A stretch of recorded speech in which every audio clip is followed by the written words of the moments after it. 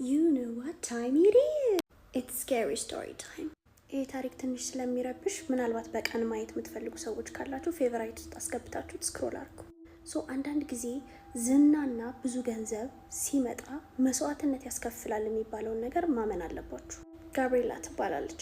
ጋብሪኤላ ታዲያ ወደ ሎስ አንጀለስ የሙዚቃ ህይወቷን ለማራመድ ትሄዳለች። ሙዚቃ ላይ በጣም ፍላጎት አላት ከምላችሁ በላይ ማለት ሹል ኪል ፎር ኢት። ከዚህ በፊት ክሊፕ ሰርታለች እና አንዳንድ ትንሽ ነገሮች ላይም ትንቀሳቀስ ነበረ። ነገር ግን በደንብ አርጋ ለመውጣት አልቻለችም። በደንብ ለመታየት ሙዚቃዎቿ ቫይራል ለመሆን ብዙ ሰዎች ጋር ለመድረስ አልቻለችም ነበር። ኤሌ ውስጥ በሙዚቃ ኢንዱስትሪው ላይ በደንብ ኦፖርቹኒቲ እንደምታገኝ በሰው ተነግሯት ነው ወደዛ ሙቪ ያደረገችው። እንደገመተችው አንድ ቦታ ትልቅ ዝግጅት ይዘጋጃልና ያ ዝግጅት ዘፋኞችን ይሄ አርት ላይ ያሉ ሰዎች በሙሉ ይጋብዛሉ ማለት ነው። ባለ ዝግጅቶቹ ኔትወርክ እንዲያረጉ ሶሻላይዝ እንዲያደርጉ ነው የተጋበዙት።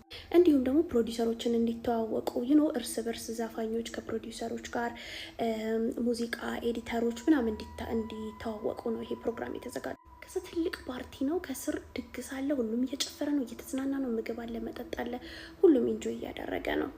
ታዲያ የሆነ ሰው ይጠራትና ጋብሪኤላን ወደ ታች የተወሰኑ ሰዎች ሊያገኟት እንደሚፈልጉ ይነግራታል።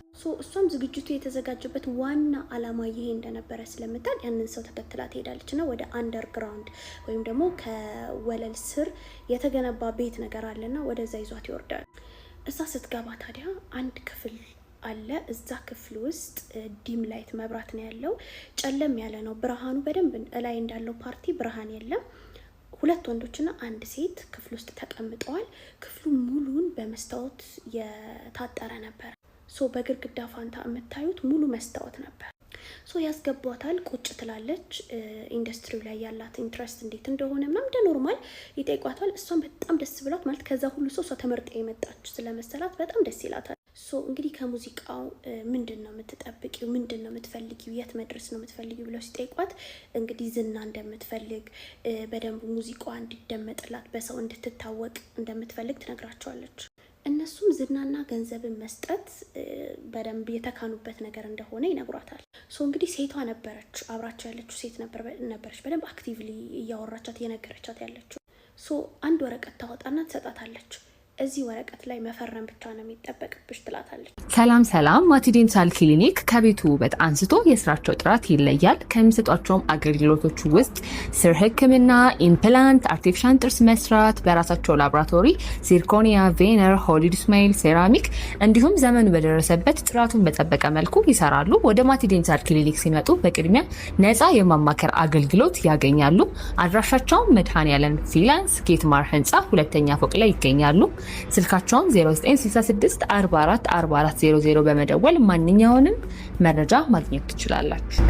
እዚህ ወረቀት ላይ ፈረምሽ ማለት አንቺ የምትፈልጊው ነገር ገንዘብም ዝናም ሙዚቃሽ ደግሞ ለዓለም ሙሉ የሚደመጥ ይሆናል። በዓለም ሙሉ ትታወቂያለሽ ትላታለች።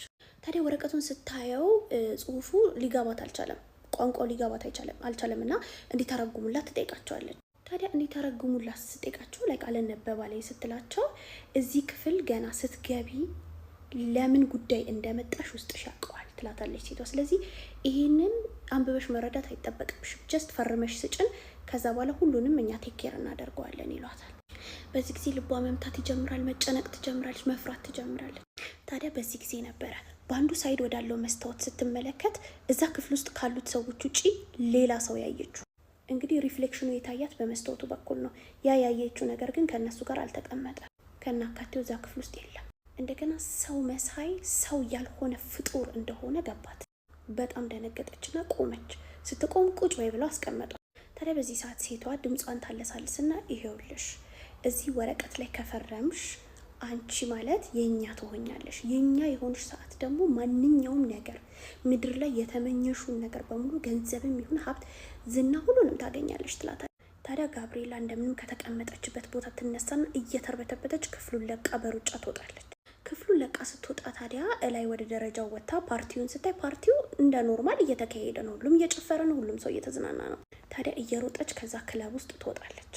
ውጪ ወጣ ትንሽ እንደሮጠች ታዲያ ወደ ኋላዋ ስትመለከት ያ ሁሉ ድምጽ፣ ያ ሁሉ ሙዚቃ፣ ያ ሁሉ ጨፋሪ የለም፣ ጸጥ ብሏል። ጋብሪኤላ እየሮጠች ከዛ አካባቢ ትጠፋና ወደ ክፍሏ ገብታ ትተኛለች። ወደ ቤቷ ገብታ እንደተናገረችው ከሆነ ታዲያ ተኝታ 3 ቀን ሙሉ የሚያስጨንቅና የሚያስፈራ ህልም ናይትሜር ስታይ እንዳደረች ነበር የተናገረች። ህልሟ ላይም የምታየው ምንድነው ሲኦል ውስጥ ስትቃጠል፣ በእሳት ስትነድ ስትቃጠል ነበር ስታይ የነበረው። ኦልሞስት ነፍሷን ሸጣ ነበር። ደህና ደሩ።